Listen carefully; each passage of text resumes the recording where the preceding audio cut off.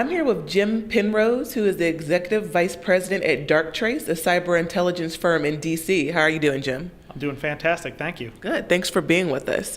So Jim was at NSA actually for nearly 2 decades. He had a number of roles there, so he's moved from the government sector to private sector. And just to put it into context, we've seen a lot of these breaches like at the White House, State Department, and the first thing we usually hear is, it hit an unclassified network. So what are the chances, though, that even if an unclassified network was breached, that they may use this to pivot, to more sensitive information?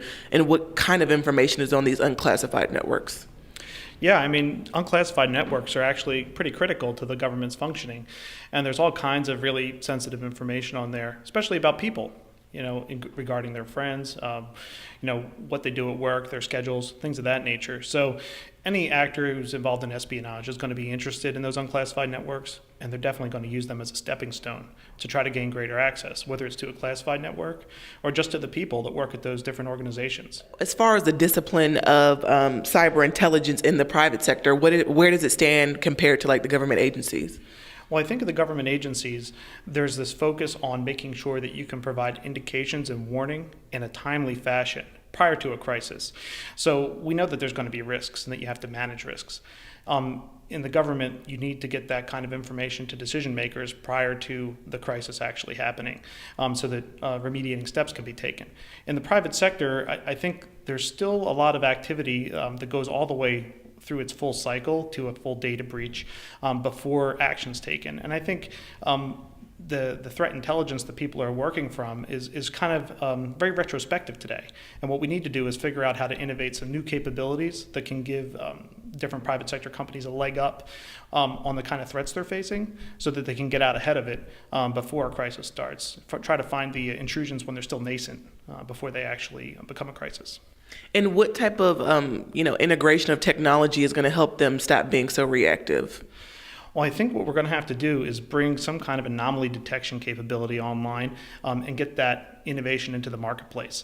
That's exactly, kind of why I left the government, is I saw that, we were doing kind of third-party notifications after hacks happened, and it was just not getting out ahead of the problem. So if we could, assume that everyone's doing the best practices for a moment, and that's the 80% solution, we got to bring something into that other 20% of the space where you need to have, kind of an intrusion detection capability that's going to do anomaly detection.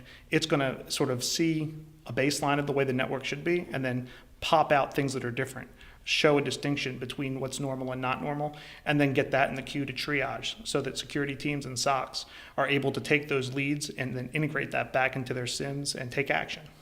So speaking on the taking action, once you see the anomaly, what is the key to being able to respond appropriately and not miss, something that is suspect?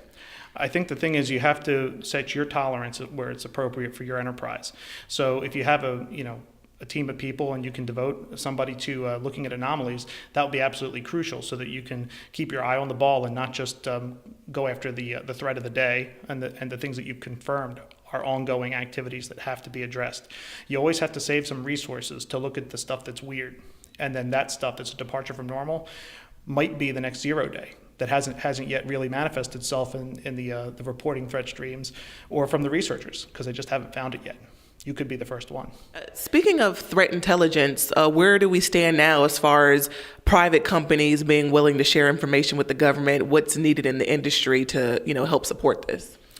I still think there's a lot of companies that have some reticence in terms of sharing sensitive data, especially when the intrusion hasn't really went all the way through to the end and become a big data breach.